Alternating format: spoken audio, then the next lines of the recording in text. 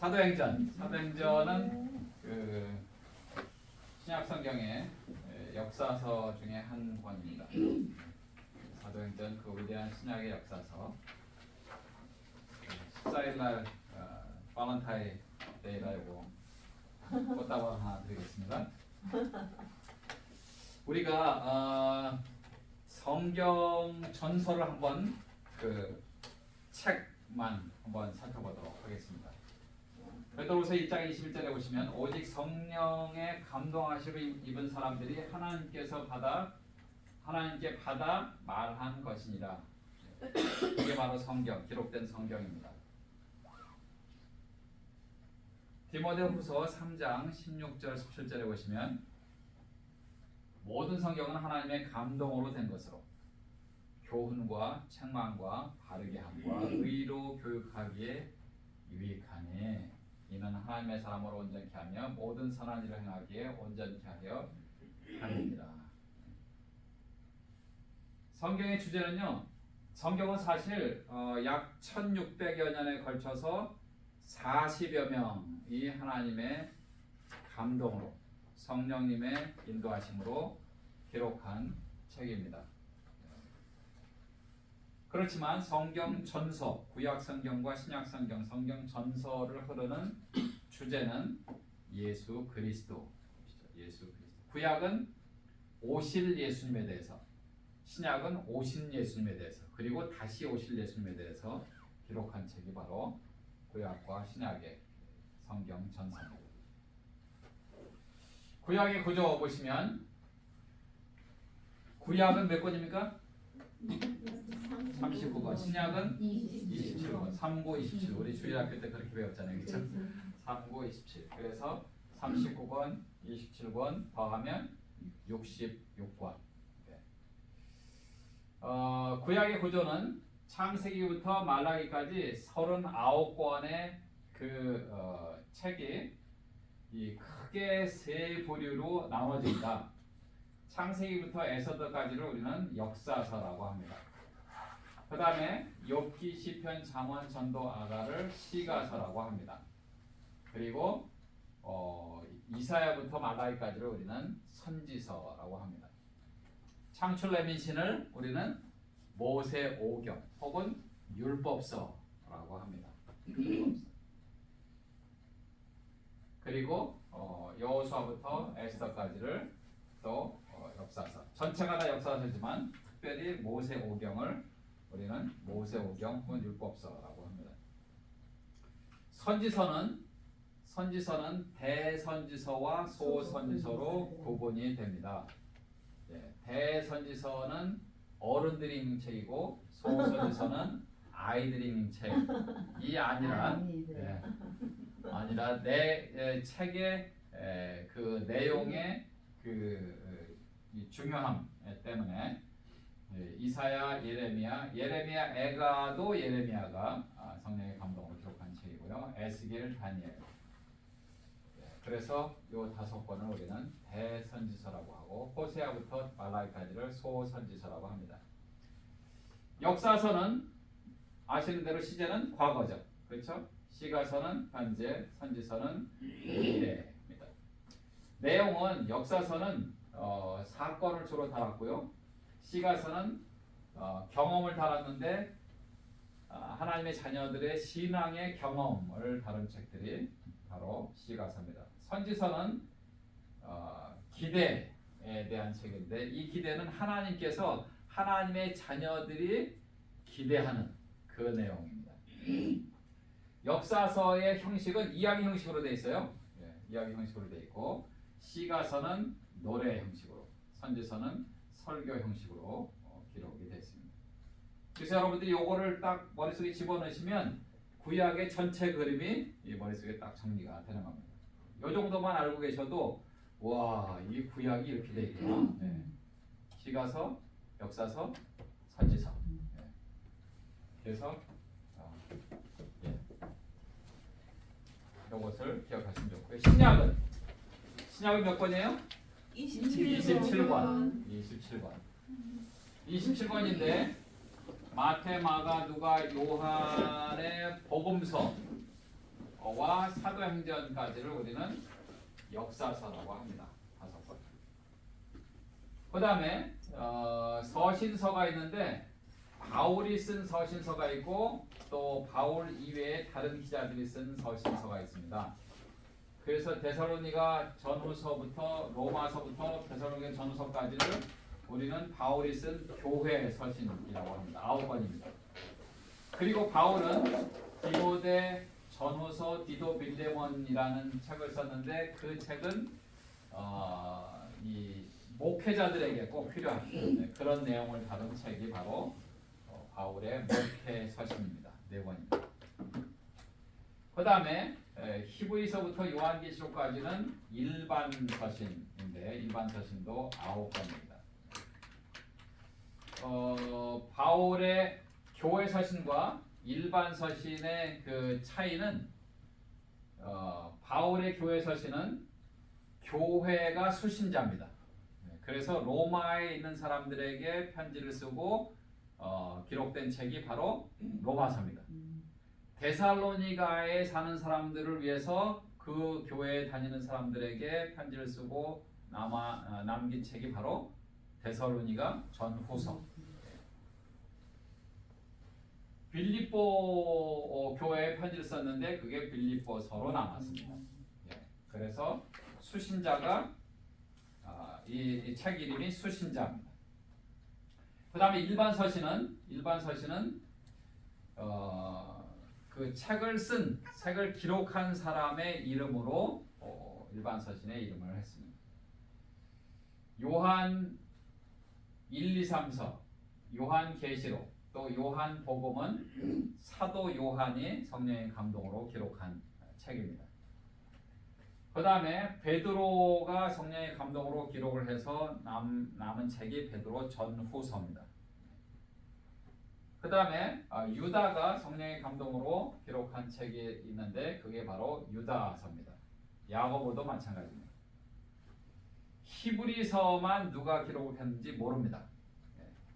히브리가 기록했는지 아니면 바울이 기록했는지 모릅니다. 그러나 성경학자들이 잘 연구를 해보니까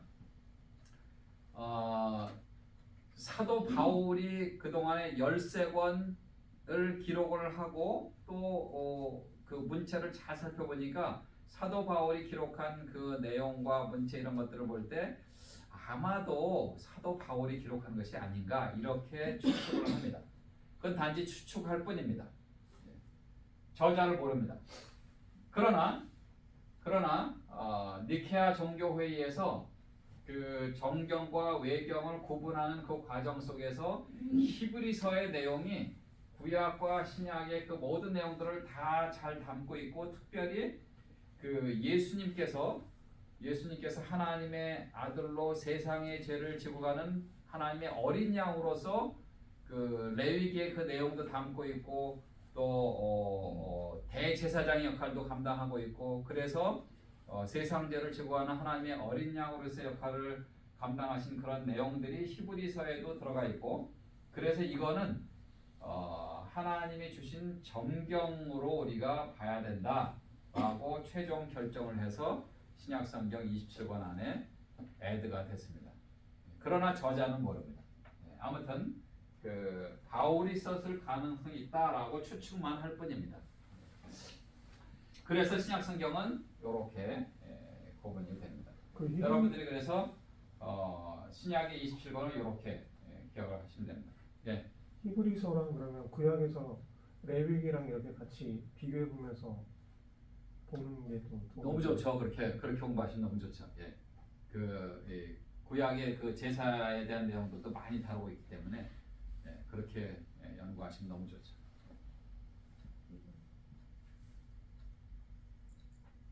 이번에 모세오경 보다 보니까 히브리서에 또 그 아브라함에 대해서 된 거를 히브리서에서 좀 더 구체적으로 나온 부분들이 좀 있고 해서 그래서 아브라함이 오래 참았더니 하나님이 복을 주셨다 그런 내용도 있고 히브리서 11장이 무슨 장이에요? 믿음의 장. 믿음의 장.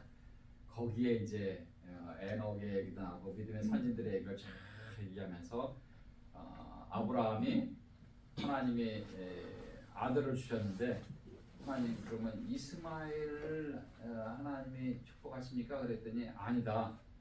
내 아내에게서 난 아들이 그 내가 약속한 아들이다. 그래서 사라를 통해서 난 아들이 이삭. 이삭의 이름의 뜻이 뭐예요? 웃었다. 웃다. 와. 아 이제는 뭐 너무 좋습니다. 네, 웃음. 네. 하나님의 수준 높은 유머가 바로 거기에 담겨 있습니다. 개그. 네. 아재 개그. 네. 아재 개그가 아니고 수준 높은 개그라니까요. 네. 아브라함한테 야 하늘의 별을 보라 바닷가의 모래알을 보라 이렇게 내가 수많은 자손들을 너에게 주겠다 그랬더니 하나님 지금 뭐 아들 예. 아들도 지금 아들 하나에다가 막 이런데 그러니까 하나님이 주실 그 놀라운 축복들을 못 믿는 거죠. 예? 못 믿는 거죠. 그러니까 하나님의 축복은요. 하나님의 축복은 하나님의 은혜와 우리의 노력이 만나는 그곳에 있어요. 우리가 그걸 알아야 됩니다. 성경을 잘 연구하시면 우리가 가만히 있으면 하나님이 다 주시는 분이 아니에요. 하나님이 밴딩머신이 아니에요. 뭐 10불 헌금 드리고 그리고 땅 누르면 그냥 뭐 밀리언 달러 주시고 이런 분이 아니에요. 하나님은 은혜를 넘치게 막 채워주시는데 우리가 그걸 위해서 믿음으로 행동하고 기도하고 해야 되는 거예요. 에스겔한테도 뭐라고 그랬어요? 내가 너에게 새 마음을 주고 새 영을 주고 새 것을 주겠노라 이렇게 얘기하면서 에스겔서 36장 30절에 보시면 그래도 너희가 내가 이렇게 해줄 것을 기도해야 될지니라 그랬어요.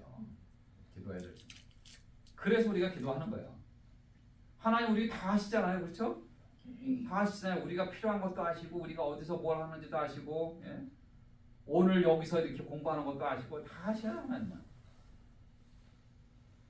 그래서 내가 지금 손이 저려서 이거 빨리 나야 되는데 이것도 아시고 위 속에 회충 2마리 있는 것도 아시고 다 아신다고요. 그러니까 사실 이론적으로 얘기를 하면 우리가 기도할 필요가 없는 거예요. 왜냐하면 하나님 다 아시니까. 그리고 다 주신다고 말씀하셨잖아요. 근데 하나님이 그래도 너희가 내게 기도해야 될지니라 그렇게 말씀하셨기 때문에 그래서 우리가 기도하는 거예요. 하나님의 은혜와 우리의 노력이 만나는 거기. 사라한테도 그랬잖아요. 내가 네 몸을 통해서 아들을 주겠다. 아브라함이 막 뭐라 그랬어? 하나님 이 나이에 지금 100세인데 하나님 농담하십니까? 막 웃었잖아요. 그렇죠? 사라도 하나님 지금 농담하십니까? 내가 지금 90세가 다 됐는데 정수도 끊어졌고요. 시래기 닭발. 정수도 끊어졌고. 그러니까 자녀를 낳을 수 있는 그런 상태가 아닌데도 하나님 주신다고 그러니까 생각해 보세요. 인간의 생각으로는 말이 안 되는 거죠. 말이 안 되는 거예요. 의학으로도 안 되고 과학으로도 안 되고 안 되는 거예요. 근데 하나님 주신다고 내가 내 몸을 통해서 아들을 주겠다 그러신 거예요. 그게 웃을 수밖에 없어요. 당시에는 뭐 200몇 살까지 살고 뭐 900 얼마 오랫동안 살았잖아요. 무드셀라. 무드셀라 960. 그러니까 그 사람 그때 한참 때 아니에요. 그런 생각하면. 그렇죠. 그래서 그러니까 아브라함도 175살까지 살았고. 그렇게. 한참 때. 근데 아무튼 웃었잖아요, 둘 다. 너네도 웃었냐? 야, 내가 못할지 아냐? 그 아들 딱 주시고 나서 너 그러면 네 아들 이름은 웃음이다. 그게 하나님의 수준 높은 유머예요. 근데 교수님 맨 처음에 초기에는 900 몇 세대 살고 막 오래 살았다가 그게 이제 홍수 이후로부터 그렇죠. 인간의 수명이 확 짧아지고. 네네네. 근데 아브라함은 홍수 전에 살았네. 아브라함 홍수 이후에. 이후에? 네. 그 노아 이후에. 노아 이후에. 에녹이 먼저고 그다음에 노아하고 오래 살았잖아. 그래도. 아브라함이 그 후에. 족장 시대는 노아 홍수 이후에. 족장 시대가 노아 이후. 홍수기. 그래서 창세기 1장부터 11장까지를 원역사라고 그래요. 원역사. 그거 진도 나가나요? 예. 그 다음에 12장부터 5장까지 족장 시대라고. 예, 또 외국. 아브라함은 거기. 그러니까 하나님께서 인간한테 너무 긴 라이프를 주니까 인간들이 너무 죄악에만 살으니까 그 수명을 확 단축하지 않는. 그것도 그렇고 이제 그 환경적인 것도 있고요. 대홍수, 이 지구가 그냥 물로 완전히 잠겼다가 새로 하면서 또 그런 것좀 있고. 환경적인. 예, 환경적인 변화도 있고. 지금 900 얼마 사람 뭐 사회 나이가 나면 문제가 심각하다. 골치 아프고. 근데 어쨌든 인간의 수명은 이 현대에서도 조금씩 늘어나는 추세기는 맞아요. 그래서 100세 시대라는 그 단어가 이제는 120세대로 이제 늘었습니다. 그러니까 특별히- 하나님께서 DNA를 이렇게 하신 것 같아요. 그럴 수도 있고요. 그다음에 이제 생명공학에서 계속 연구해갖고 줄기세포, DNA 주사 이런 거 연구해서 그 이렇게. 인위적인 거잖아. 그건 하나님 주신 연장이 아니고 자꾸 연구해서 발전. 아니 원래 하나님이 주신 거죠. 원래 하나님 주신 건데 우리가 환경 때문에 혹은 또 우리가 잘못한 게 더 많죠 사실. 온갖 제약 때문에. 죄악 때문에도 그렇고 예를 들면 이런 맛있는 거요. 이거 하나 먹어야 되는 지금 오늘 제가 3개째 먹잖아요. 과식을 계속 해보세요. 몸이 이게 과식이 그렇게 나쁘답니다. 그건 내 잘못이죠. 내가 먹었잖아요. 예? 하나님이 너 먹어라 3개 먹어라 오늘 그렇게 말씀하지 않으셨거든요. 예. 그렇게 되게 많아요. 예. 그리고 컴퍼스 뭐든지 생활 라이프는 그렇게 200살까지 살 수 있도록 준 건 아니잖아. 지금 144. 그런데 그렇게 잘 관리하면 제가 나중에 보여드릴게요. 잘 관리하면 200 몇 살까지 사시는 분이 있어요. 중국 사람인가? 있어요. 의사들하고 오. 잘 관리했어요. 그리고 음식 저것도 철저하게 관리하고 멀쩡해요? 짠거 멀쩡하게 치매도 안 걸리고 멀쩡하게 해갖고 딱 해서 제가 보여드릴게요 나중에. 가족들이 시끄러우니까. 몇 세대를 보자. 자 우리가 사도행전 전체 숲을 먼저 한번 보겠습니다. 사도행전 1장 8절에 보시면 오직 성령이 너에게 임하시면 너희가 권능을 받고 이 권능은 거기는 없어요. 이거 다 들을 거니까 앉아서 괜찮아요. 쭉 강의. 다 들을 거니까 전체 구절을 보세요. 구절을 먼저 보겠습니다. 권능을 받고 권능은 이 두나미스라고 하는 헬라어인데 이 두나미스는 원자 폭탄보다 더 강한 겁니다. 사람의 마음을 움직이고 생명을 주시는 하나님의 그런 놀라운 권능이죠.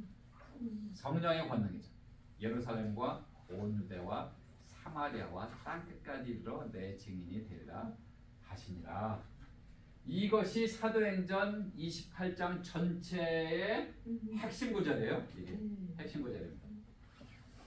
그래서 지리, 그 다음에 장, 중심인물, 대상, 교회 발전, 핵심 단어를 한번 여러분이 보시면 뭐라고 그랬어요? 예루살렘과 온 유대와 사마리아 땅 끝까지 이렇게 3개로 구분이 되고요. 장은 그래서 예루살렘은 1장부터 7장, 8장에서 12장, 13장에서 28장 이렇게 구분하시면 돼요. 그 다음에 이거 적지 마시고 들으시라니까. 다 들을 거니까. 그 다음에 중심인물 듣는 게 중요해요. 적으면 또 이게 한 센줄에서 중심인물은 베드로, 빌립, 바울이에요. 베드로가 예루살렘에서 활약을 했고 온 유대와 사마리아는 빌립, 그 다음에 땅 끝까지는 바울. 우리가 어떻게 외워요? 중심인물은 비읍으로 시작하는구나. 비읍. 베드로, 빌립, 바울 이렇게 외우시면 됩니다. 대상은 예루살렘은 뭐 당연히 유대인이죠. 당연히 유대인이죠. 온 유대와 사마리아는 사마리아예요.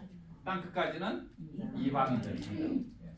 교회가 예루살렘의 초대 교회가 세워졌어요. 그것을 교회가 확립됐고 그 다음에 온 유대와 사마리아 조금씩 이제 퍼져나갑니다.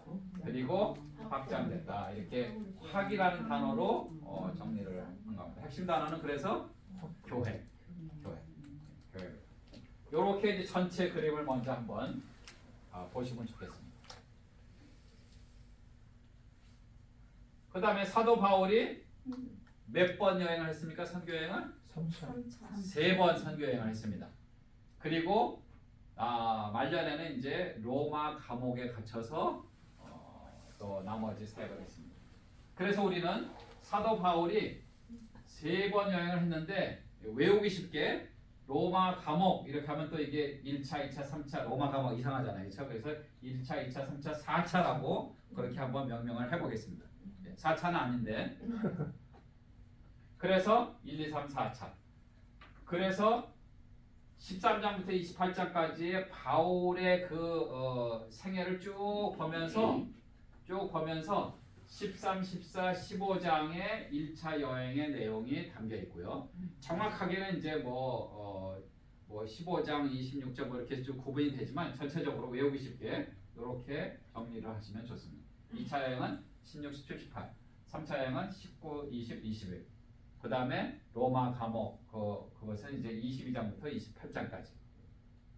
그래서 어디서 많이 보던 거예요, 그렇죠?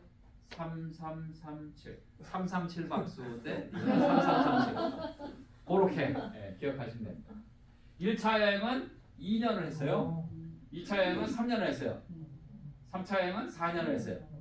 로마 감옥은 5년이에요. 너무 좋죠? 1차는 2년, 2차는 몇 년이에요? 3년, 3차는 4년, 로마 감옥은 5년. 네. 너무 외우기 좋죠? 그렇게 기억하시면 돼요. 그러면 사도 바울의 선교 여행과 로마 감옥 그 내용들이 쭉 거기에 들어있습니다. 지역은 1차 여행은 이 갈라디아 지역을 갔다 왔습니다. 그리고 2차는 마게도냐, 아가야, 헬라. 그 다음에 3차 여행은 아시아. 소아시아라고 하는데 그냥 외우기 쉽게 그냥 아시아 이렇게 기억하시면 되겠습니다. 그리고 4차는 로마 감옥이니까 당연히 로마 지역이죠. 1차 여행을 하고 한 권의 책을 성령의 감동으로 기록하고 썼는데 그게 바로 갈라디아서입니다.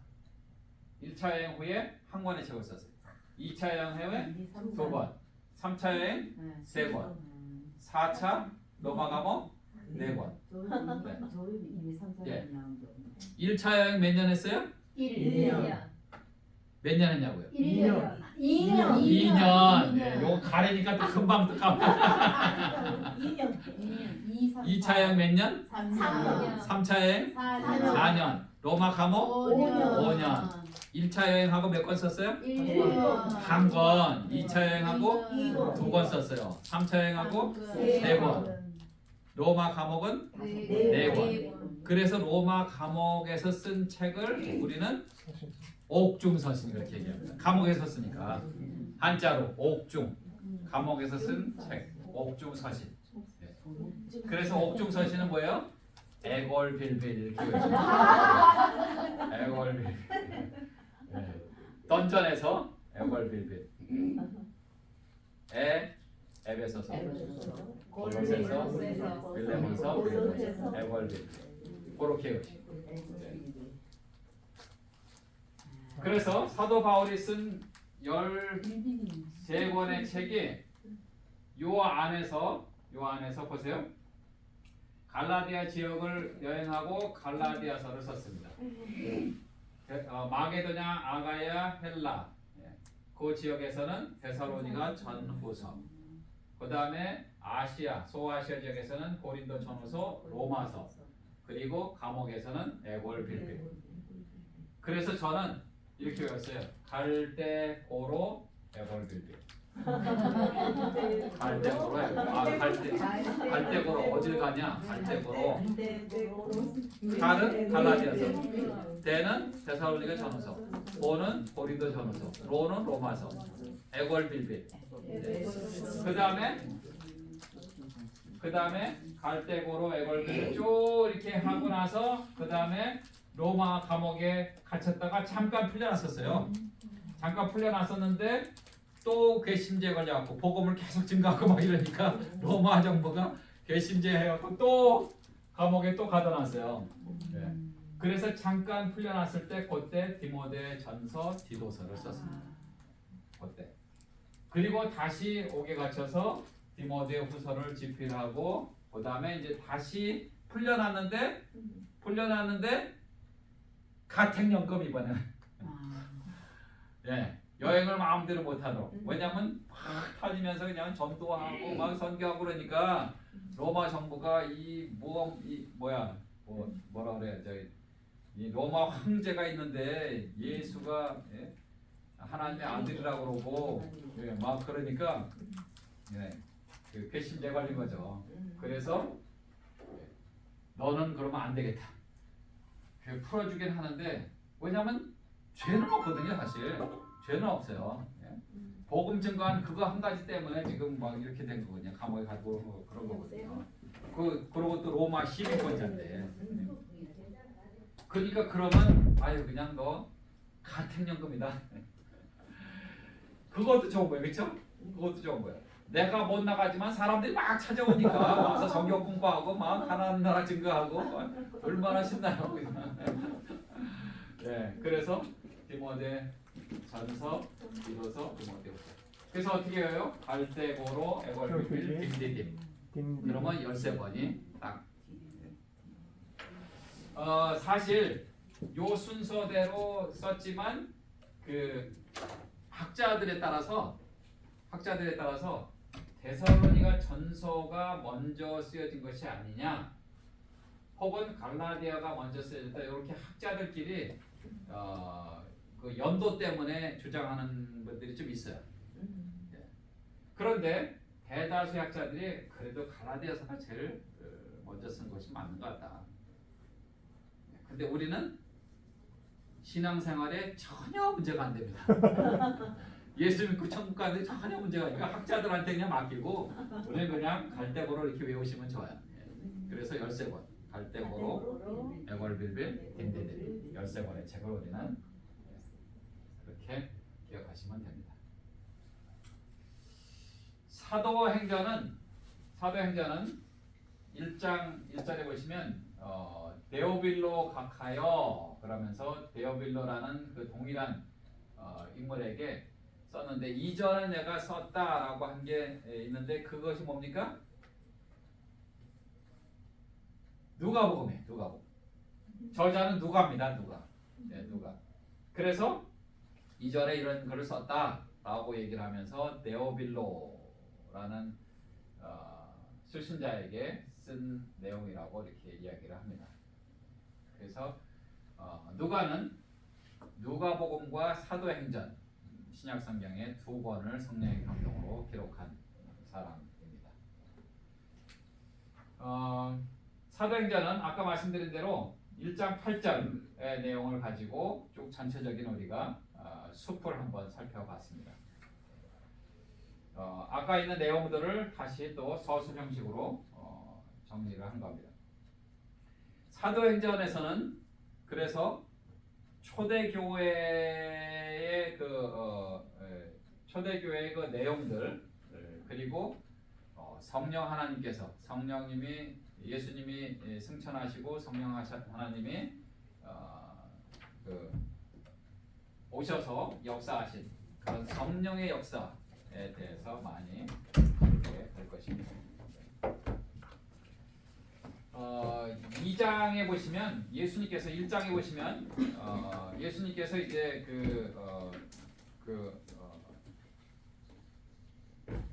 승천하신 이후에 구름이 가리고, 그리고 나서 1장 8절에 오직 성령이 너에게 임하시면 너희가 권능을 받고, 그런 귀한 메시지를 우리에게 주셨습니다. 그리고 2장에 예수님이 승천하신 이후에 성령님이 강림하셔서 보혜사 성령이라는 말은 그 도우시는 하나님이라는 그런 뜻입니다. 도우시는 성령님, 보혜사 성령. 성령 하나님, 그래서 우리가 예수 그리스도를 구주와 주님으로 믿고 마음속에 영접하면 성령 하나님 우리 안에 내재하세요. 그게 요한계시록 3장 20절 말씀입니다. 요한계시록 3장 20절 말씀. 누구든지 문을 두드리면 그 문을 열면 내가 그에게 들어가 그와 더불어 먹고 그는 나와 더불어 먹으리라. 여기서 먹는다는 것은 펠로십, 교제를 말하는 것이죠. 성령 하나님 우리 안에 들어오세요.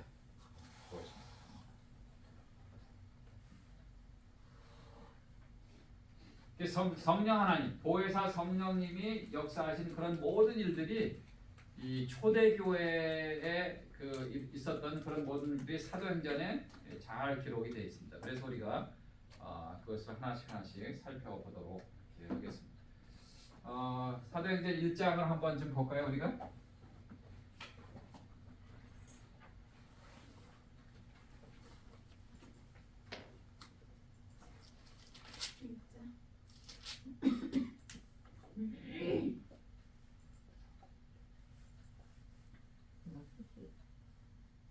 지금 오는 예, 사도행전 1장을 보시면 어디 있어?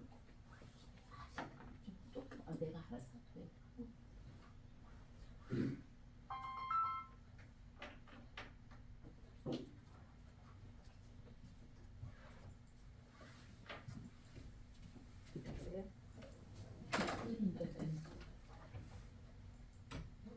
조금 크게 이렇게 제가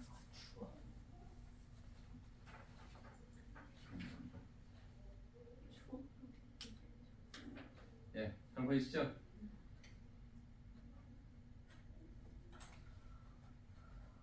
오케이. 예. 누가는 그래서 사도행전 초반에 데오빌로여 내가 먼저 쓴 글에는 무릇 예수의 행하시며 가르치기를 시작하신부터 택하신 사도들에게 성령으로 명하시고 승천하신 날까지의 일을 기록하였습니다. 해 받으신 후에 또한 저희에게 확실한 많은 증거로 친히 사심을 나타내사 40일 동안 저희에게 보이시며 하나님 나라의 일을 말씀하십니다. 그러면서 이제 예수님께서 이 땅에 오셔서 돌아가시고 부활하신 후에 40일 동안 제자들과 함께 있었던 그 일을 먼저 기록을 합니다. 그리고 나서 4절에 보시면 사도와 같이 모이사 저희에게 분부하여 가라사대 예루살렘을 떠나지 말고 내게 들은 바 아버지의 약속하신 것을 기다리라. 요한은 물로 침례를 베풀었지만 너희는 몇 날이 못되어 성령으로 침례를 받으리라. 이렇게 이야기를 하고 있습니다.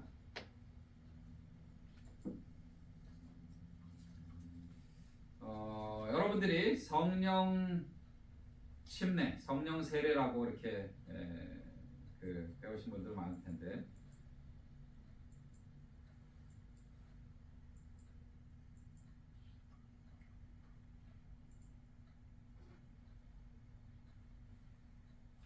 성령 침례와 성령 충만의 차이를 혹시 아십니까, 여러분? 성령 세례도 좋고 성령 침례도 좋고 차이가 뭐예요? 성령 침례, 성령 세례, 성령 충만. 회개하고 자기 마음을 침례는 충만한 거죠. 그걸 회개 위에서부터 오시는 하나님의 은혜하는 거 같고 성령 충만은 변화되는 나의 네, 성령 침례가 뭐라고요? 다시 한번 정확하게. 자기 재생을 회개하는 거예요. 그렇죠. 예, 한마디로 얘기하면 회개.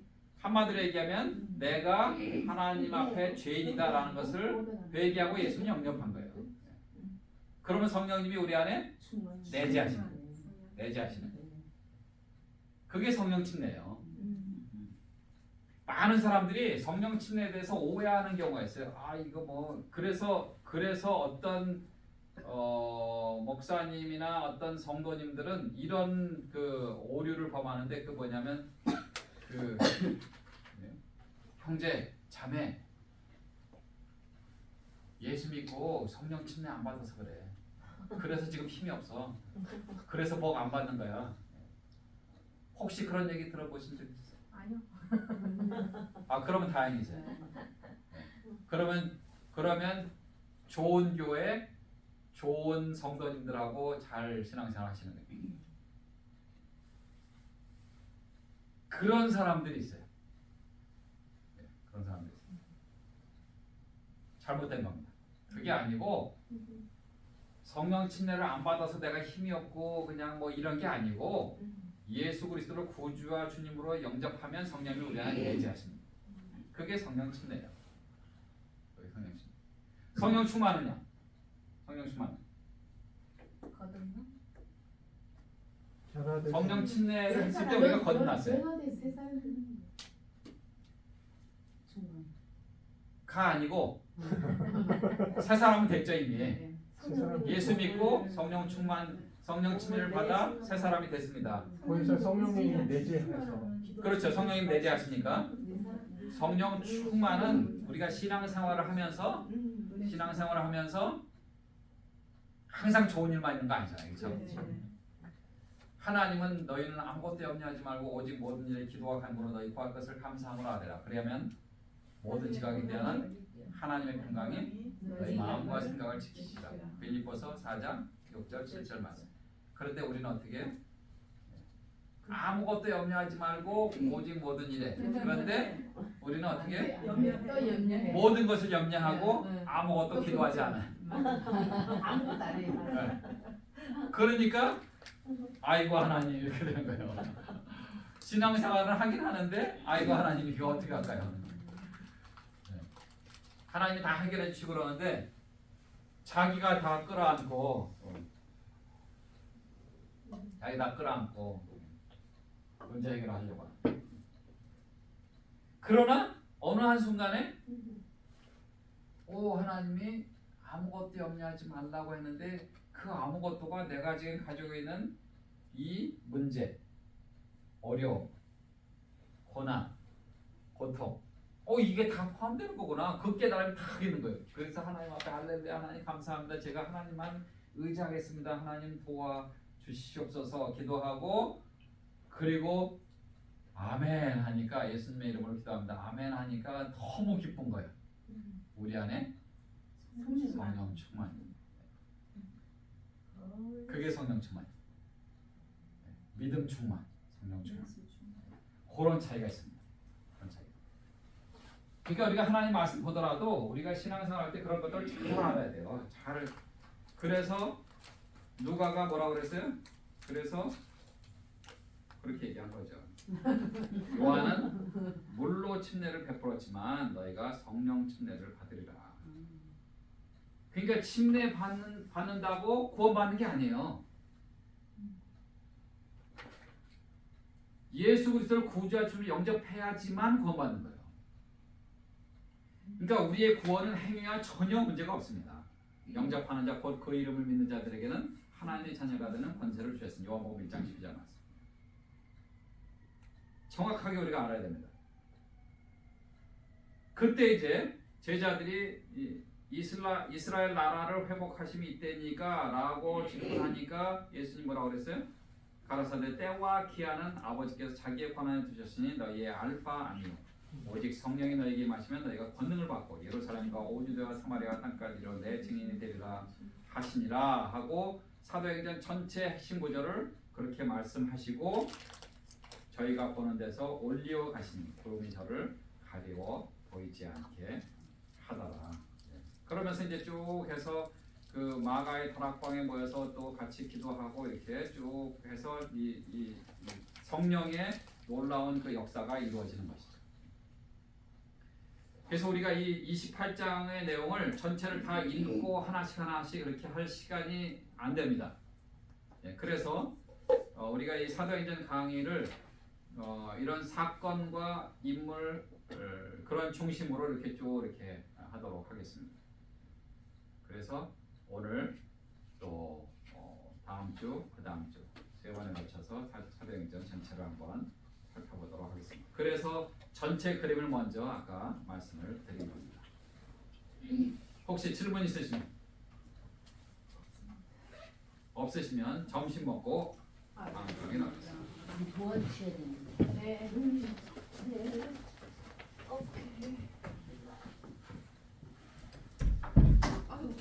추워. 추운데. 춥죠 많이. 오늘 온도가 많이 들어가서